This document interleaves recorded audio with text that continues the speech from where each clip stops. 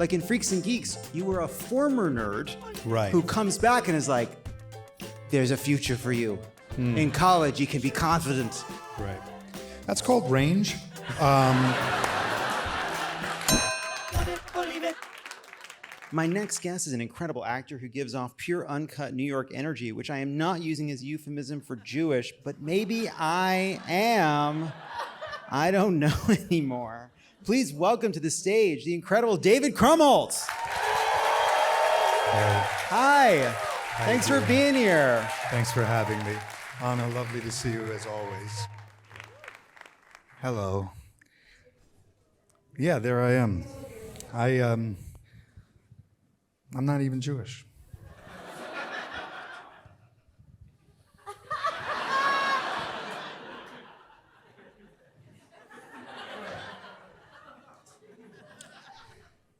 I have no interest in being Jewish.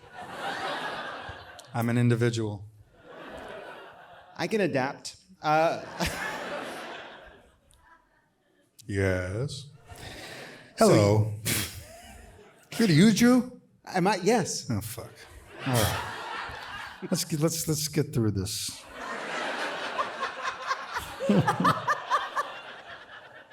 All right. I'm already having fun. I like you. Yeah, we'll be fine. So you're in the Bruce Springsteen movie. Yeah. It's called Deliver Me From Nowhere. The what? Deliver Me From Nowhere. I thought you said the little from nowhere for a second. I swear, that's what I heard. The little from nowhere. And that's what I said. Yeah, deliver me from nowhere. That's right. Now, you're in the Bruce Springsteen biopic. You live in New Jersey. Do people even let your feet touch the ground anymore? Nobody cares. Nobody cares. Have you met Bruce? I did meet Bruce when I was filming the movie, and he was a very, very nice person. That's the whole story. He was very nice, and you know, he came to the set, and everybody, you know, greeted him, and they treat him like, you know, a god. And I walked over and I said, "And what is your involvement with this?" And he liked that. That's good. And, that's a good joke. Yeah. That's a good joke, David Krumholtz. Thanks so much. You guys want to know something you have in common? Okay. Of course. Ana, you were on an episode of a show called Running Wild, but Wild has an E at the end of it. Uh-huh. Because it's the character's name. Sure. And David, you were in a show called Lion's Den. Yeah. But lion was spelled with a Y. That's correct. Because that was a name. I feel like this is a question for a diagnosis for you.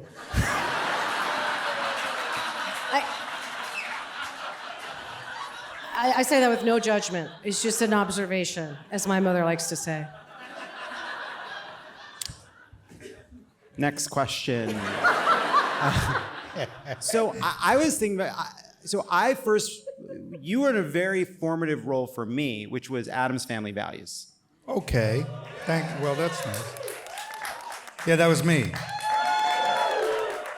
And I think it's interesting because to me, like when I think of you, and you can tell me how you react to this, which is, there are times when you are a smart outcast who's kind of nebbishy and nerdy and put upon. Sure. There are times where you are dashing and handsome. Goddamn right. Then there are times where you go between the two. Like in Freaks and Geeks, you were a former nerd who comes back and is like, there's a future for you. In college, you can be confident. Right. That's called range.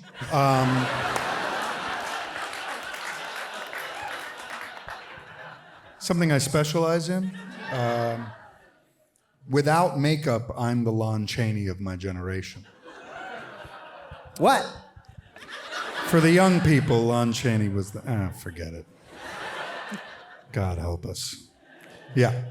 That's interesting. Well, thank you. I don't know. I don't know. Should I thank you? I don't know what. No, I'm wondering what I'm thanking you for. Well, what I was going to ask is, do you feel like your character in Addams Family Value was Jewish coded? Oh, 100%. Because his name was Glickman, I believe. Yeah, Glicker. Yeah, Glicker. 100%. And it feels like that camp is like, they don't ever come out and say it, but they seem like they're kind of anti-Semitic. Well, they're Aryan. they're Aryan, so no, obviously, yeah. I actually played up the Jewishness in that one, which is something I have to do quite often, because this really isn't enough. No, I was saying backstage, all the Jewish friends I have that don't, how do you say this? That don't look typically Jewish, that may pass for something that's not, are really religious. I have done enough. My name is David Krumholtz, and I look like this. I'm so not religious at all. I have no interest. I've never been. This is plenty. I carry the cross. In the show Numbers, Yes. the E in Numbers was a 3 Careful. That's right. because the Careful. show was about numbers. Right. Yeah. Put down the cart. Put down the cart. In the original, they fucked it up because in the original pilot, it said 3, and it would go to a 2 and a 1, and the show would start. Because like, here And we that go. was brilliant. I was like, let's go. And then they kept the 3, but never did that again. That's- in the movie 7, Yeah. The V, is a 7. which makes no sense. But it does because it's about 7. I get that. But V and 7 don't just- look well, it's alike. rotated. 3 could be an E. Backwards. Yeah. But the 7 is rotated. One That's is right. it's reflected through a vertical. It's I going to don't be think okay. that's- It's going to be okay, John. You're all right. Don't get emotional about it. Do you think... Hey, do you ever think sometimes you've been typecast as a curmudgeon? That's another veiled Jew question. You know, the typecast as a Jew. Yes, I've played rabbis. It's a nightmare. But no. Do I ever get typecast as a curmudgeon? No, I get. You know, lately I'm an agent in everything. And you're great, by the way, in the studio. Well, and that's true. Thank you so much. The truth is, and this is real, for many years in Hollywood, I would go to, they tell you, hey, go to the parties, be seen, And I would go, and people would think I was an agent's assistant. Because I'd wear a suit and look nice, and people were like, so what agency do you work for? And I'd say, I'm with, whatever, CUTA. And they would say, in what department? And I'd say, well, fuck you. It's a traumatic life I've lived, yeah. It's cozy to rest my mouth on this phone. I just want to say that. Have you have any experiences with some classic curmudgeons? Yes. I worked... They're both dead, so I can bash them. It's Dick Cheney, you were telling me backstage. What's that? Dick Cheney. Dick Cheney, yeah, I worked with him very closely. What a fucker. Just constantly complaining about his back. I don't know. I worked with Alan Arkin, who was quite curmudgeon-y and hilarious and lovely and way funnier when he was angry than when he was trying to be funny. You ever around someone where they get super duper angry and it's the funniest thing you've ever seen and you have to hide your laughter? He would note it. I see, it's not even funny. I don't know why you're laughing, I was standing on a bridge in Nova Scotia looking out over a lake, and I thought, I should kill myself. So I'm going to throw myself in the lake. Instead, I decided to spend the rest of my life working on myself. I was like, wow. Thanks for that. And then Ed Asner. Ooh, boy, was Ed Asner. I mean, literally, the talk about curmudgeon type. And I was telling Ana backstage, I have done 8 failed multicam comedies, meaning none of them made it past 13 episodes. We all got canceled. They all got canceled. I did 8 of those motherfuckers. There's nothing like bombing in front of a live audience with someone else's bad jokes. that you know are bad. We call it turd polishing. Oh, God. And I did one with Ed Asner called The Closer. It was Tom Selleck and Ed Asner.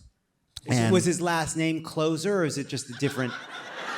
You know what's weird? I'm sorry. The E was a 3. The E was a 3, yeah. The E was a 3 on Both that E's. one. The Closer. The Closer, Both E's. 2 3s. Was... And so what happened was, I remember, Ed was really depressed sometimes.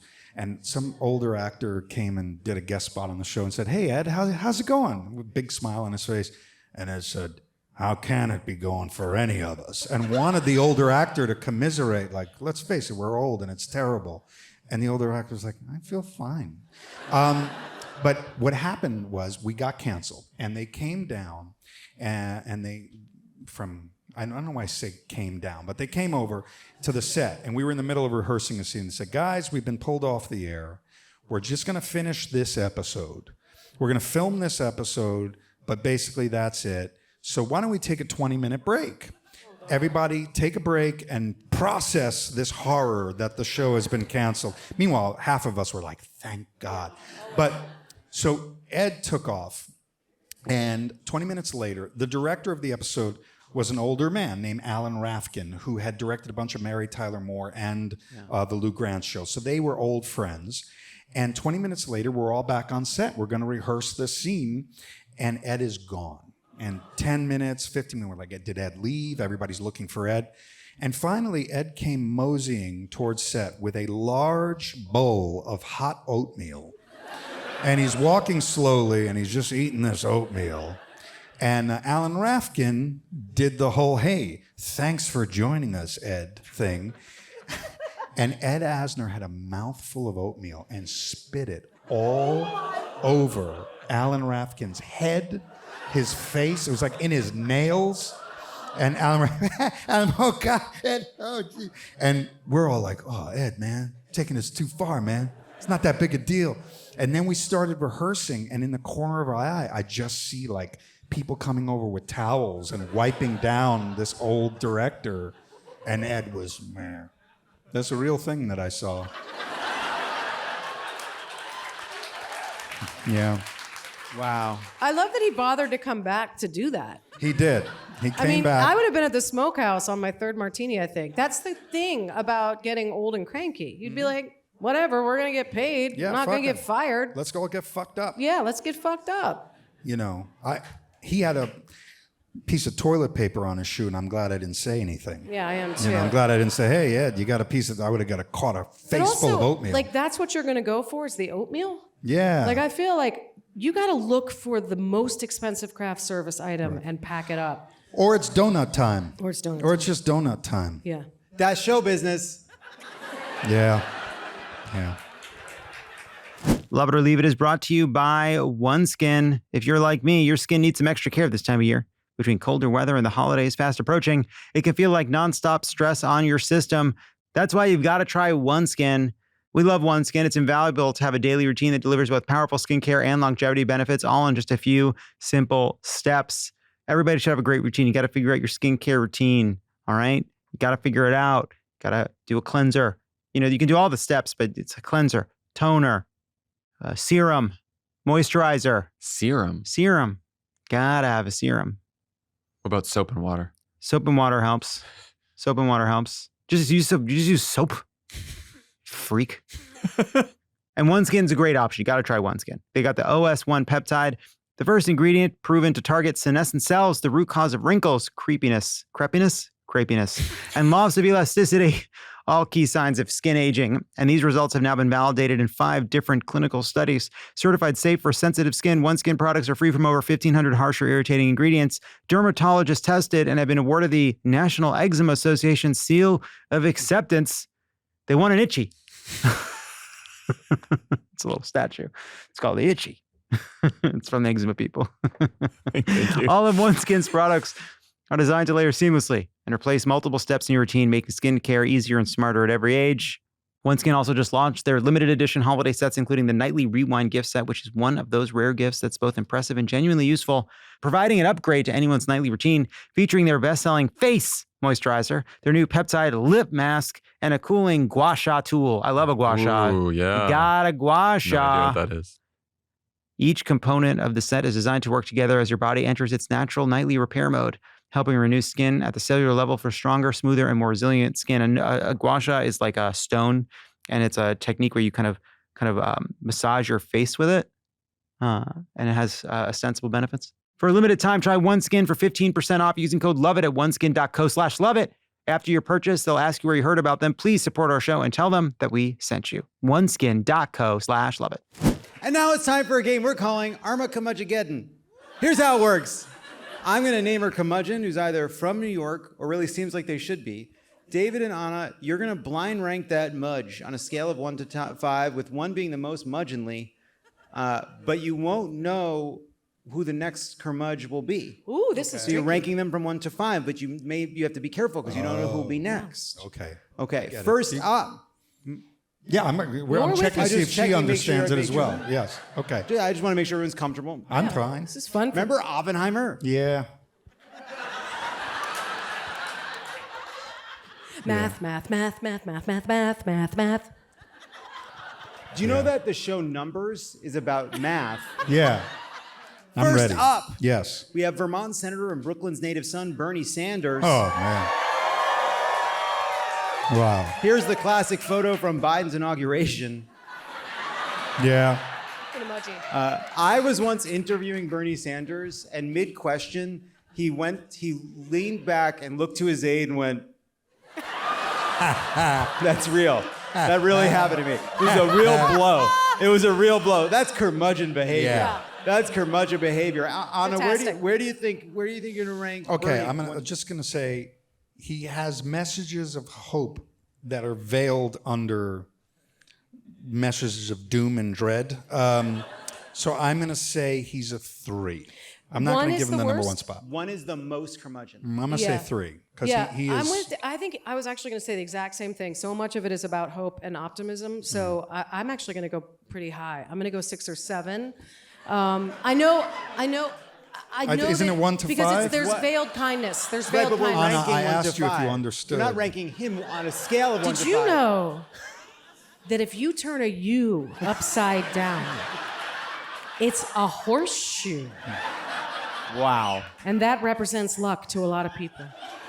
Now, some people would say that a movie like Too Fast, Too Furious also uses numbers, but that's using numbers in a different it's way. So true. So true. And So- also, sometimes people refer to a song as a number. Oh, that's true. Hey-yo. Why do they do that? All right, well, can we say 3? Feel good about 3? So 5 is our top. 5 1 would to be the least curmudgeonly. Yes, I'm 1 gonna say would be the 3. most. I'm in Yeah. consensus here. Next up, we have Fran Lebowitz. Oh.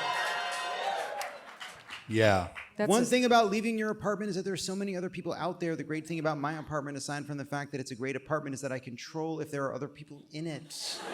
A classic curmudgeon sentence, if I'd ever heard one. I'm going to go, you know what? She's really, Yeah. I'm going to say number 1. I'm going to take a risk and Wow. say she's the Wow. most curmudgeon-y Ana, what do you New think? Yorker. Well, Are there any non-Jews on this list? Yeah. great Okay. question. I thought about that. I thought a about great that. question. I'll tell you something. Not when we first made the list. Yeah, I bet. It's hard. I Yeah, looked at it, wait a second. Am I doing it? Am I a part of it? Wait a second. yeah. I'm gonna just say 2 because we got to do the math. You like math? I do.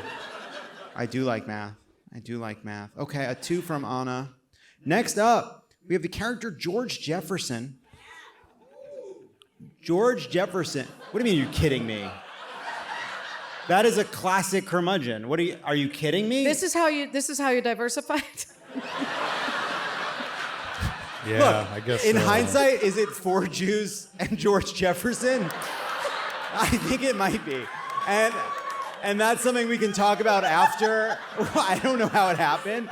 But let me wait. It was a fabulous list of Jews and George Jefferson. But the reason I wanted to include George Jefferson, because Sherman Hemsley is so funny, and he never came out of the closet, but he's rumored to have been gay. Okay. You know, he was also a big psychedelic tripping hippie guy. Really? Yeah. That's True cool story. too. Yeah, he was a big counterculture guy. I'm gonna say because he would dance on the show, and he loved Wheezy. Mm-hmm. He loved him some Wheezy. Kindness and hope. They always take the number. Yeah, you should have went Red Fox, man. Yeah. You blew it. That's okay. I'm gonna say 5. I'm gonna say 5. Yes. Thank you. I don't want to get canceled, so I'm going to agree. Smart. Andy Rooney. He's not Jewish, I don't think. No. We're good. Yeah, we're good. He's a curmudgeon, right? Not Jewish, I don't think. Is he? Google it. He's So not he's Jewish, he's an man. Irish Rooney? Irish Rooney. grump. He's an Irish grump. Yeah. Yeah, he's Rooney? an Irish grump. You're right. An old salty Irish grump. Oh, you stamp me feet. You know the things. Yeah. Rumpelstiltskin. That's how he spoke. Imagine the Jewish version of that. You just saw it. I did see it. I just saw it. So where are we ranking Andy? Now, wait. We don't need the... I say 2. 2. Someone an shouted atheist. he was an atheist. Okay. The what's his nationality, though? Yeah, I say 2. But he also made a living of curmudgeonliness. Like, he did, yeah. actively sought out stuff to be bummed out by. Mm-hmm. That was the Yeah. whole point of that section. Who needs bird clocks? Like whatever it was. Yeah. I don't need a cardinal to tell me it's 2 p.m. I mean, that would be like walking through your day, just like, Yeah. why take the pulp out of orange juice? It's not a good example. But you know what I mean. I got a pedicure the other day, and I gotta tell you, I could do that at home for Yeah. myself with my teeth. Yeah. So it actually it adds something considerable to the story. Even if he's, just a, functioning dry drunk Irish crank, then it's an act. There's active work there. There's Yeah, not that's a good just point. I'm not participating, which I think is the bottom. Like the Bernie curmudgeonliness is I'm too old. I'm not participating. You guys take care of this. You handle it. And then if you're like going up, anyway, I've I said think that's too much. right. Yeah, I think Andy Rooney thought he was speaking for the youth. No, he did. I think it was very much. Did you ever? He's trying to get through to like 18-year-olds. You ever just put your penis down and think, it's lonely, maybe I should pick it back up? Last up, we have Larry David. Where are we on Caroline, where are we on the rankings to this point? Because we're going to have to put him in a slot. Yeah, that makes sense to me. Because it's all a joke. It's all a bit. Have His you spent mind time with works. him? He's a comedy machine. It's all a bit. Do I think he's like that in real life? Probably Yes. to some extent. Yes, he's very much that in real life. Yeah. Yes. I saw I had him. to fake an orgasm for 4 hours on a car rig driving around Park Avenue up and down because I did an episode of Curb where my running board of my car was broken and we were on a date, and by the time we pulled up in front of my apartment, he was like, do you want to go up? And I was like, no, I'm good. So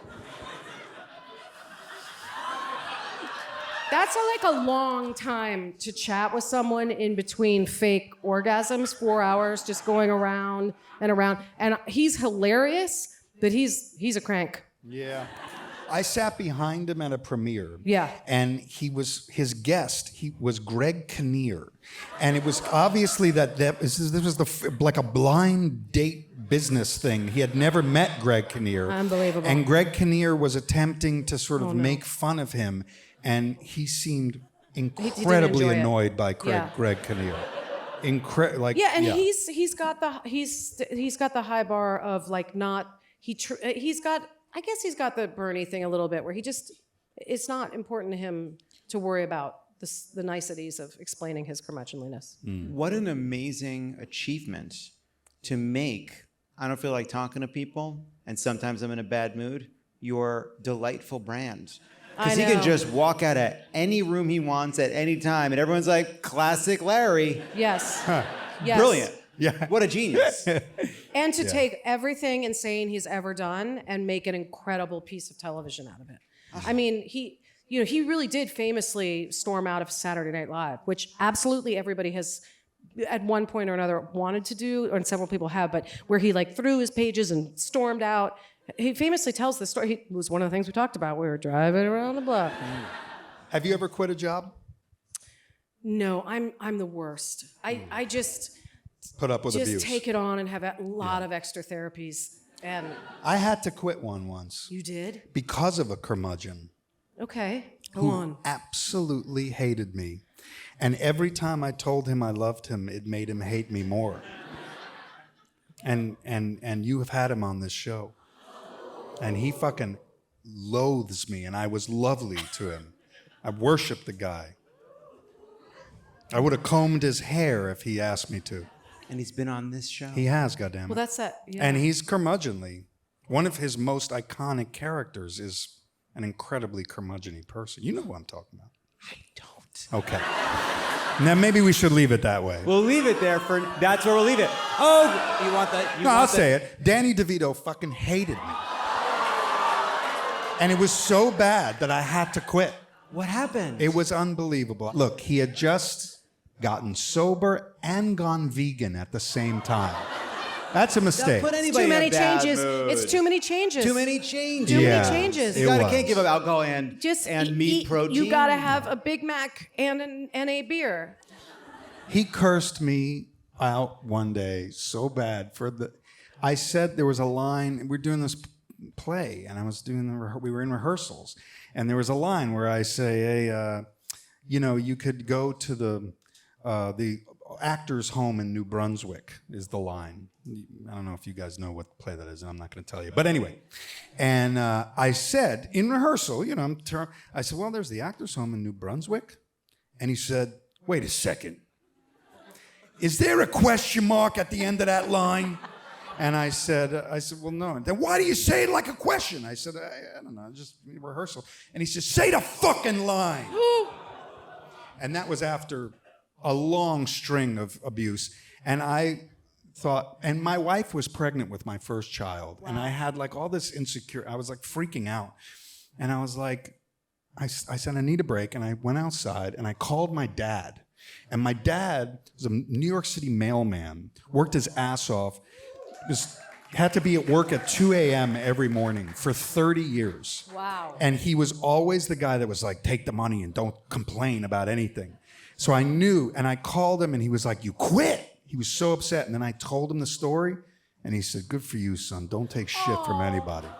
And I went back in and I said, "I'm sorry, but this is not for me."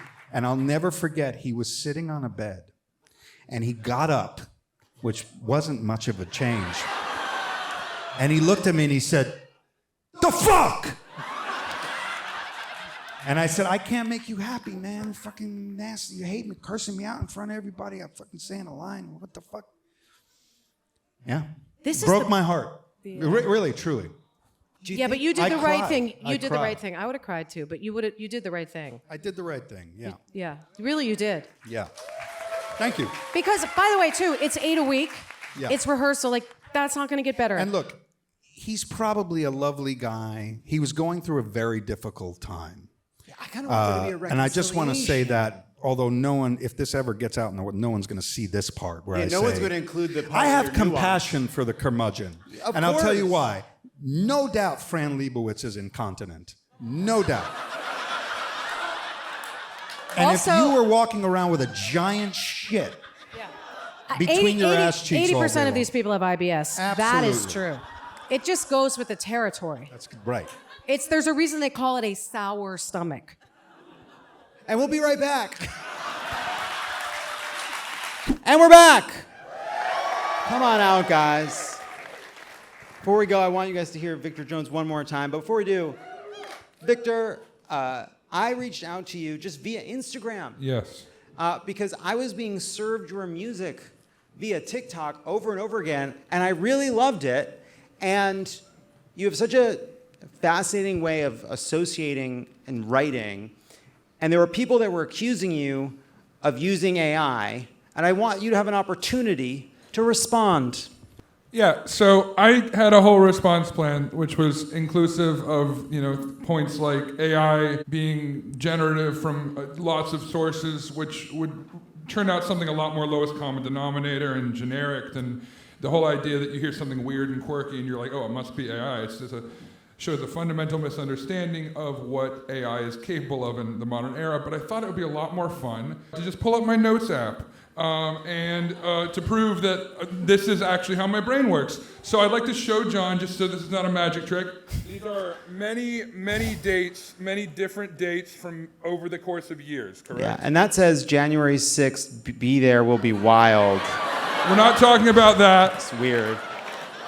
A little nerve-wracking to see. Of course, but we won't get into that today. I just want to really quick brush through a few of these. We've got some good ones, some that are actually going to end up in songs like I Love You, Happy Birthday, I Think I Am an Island, which is going to be a song and maybe the title of a song. We've also got some ideas like Evil Dr. Dolittle uses powers for murder but gets away with it because no one believes he really told the animals to do that.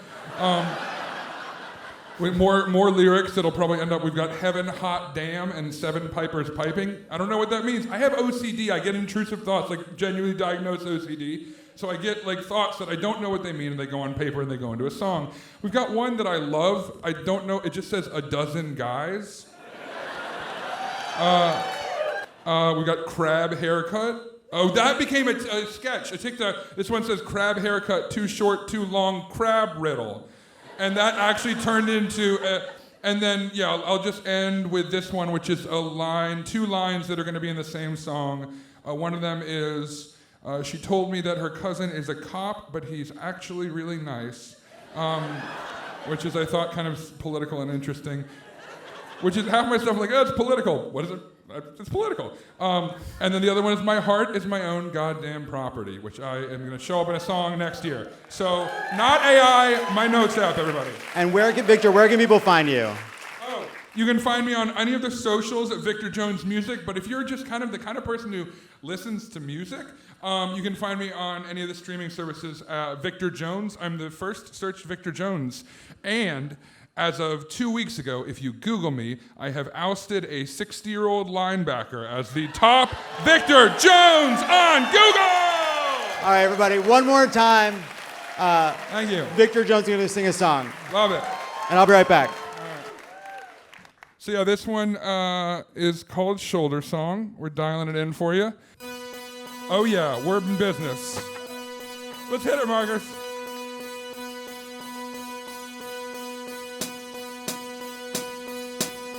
Sometimes I feel like I'm just a hot air balloon, lifted up by the things that I want out of life. Like what? Like, I want to be famous and happy in that order. And also, sometimes I kind of want to die. Does that count?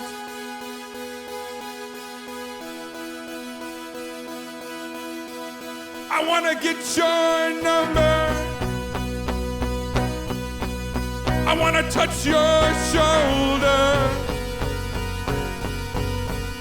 I want to get close to you.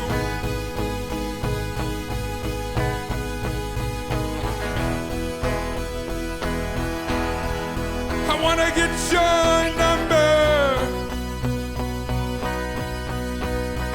Touch your shoulder. And get close to you.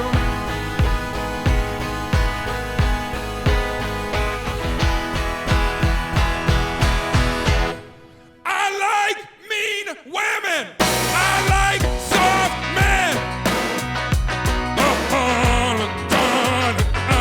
Sometimes I need to be alone. Be alone.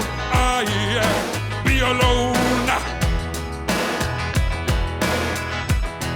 I like mean women. I like soft men. Sometimes I need to be alone. Be alone. To be alone.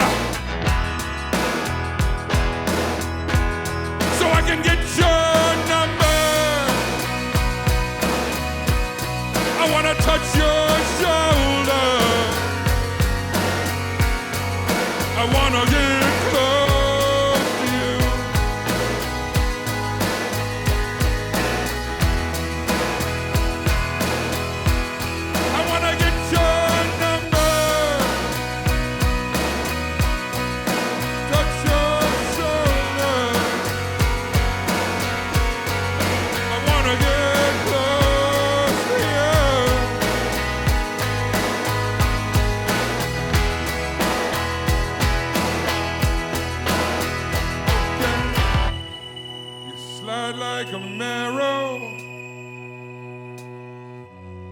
from a broken bone. Tell me what to do. Tell me what to, 2, 3, 4. You got your hands in your pockets. You got your eyes on the floor. You got your digits on doorsteps. You got your brain in a jar. I got you under me. You kept up with the news. I don't know how you stayed strong if I kept up like you do. My best, worst enemy. You leave me laid out, can't take you anywhere. I got a friend, and she's not from here. I wish you'd tell me what you do when you're not around. Yeah, I wish you'd tell me.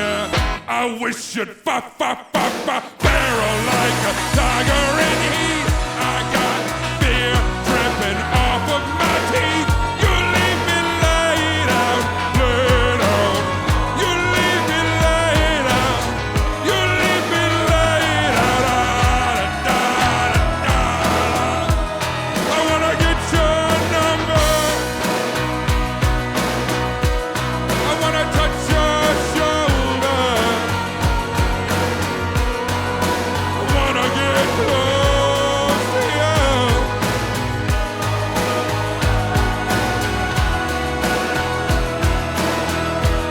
I wanna get your number. Touch your shoulder. I wanna get close to you.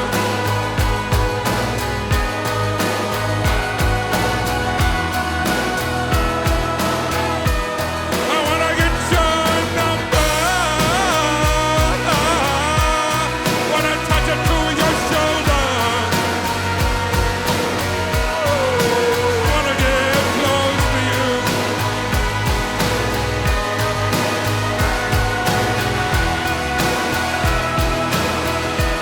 I wanna get your number.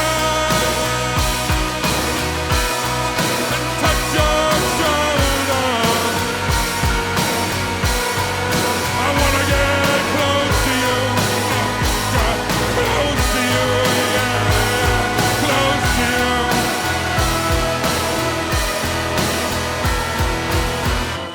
Thank you, everybody. Have a good night.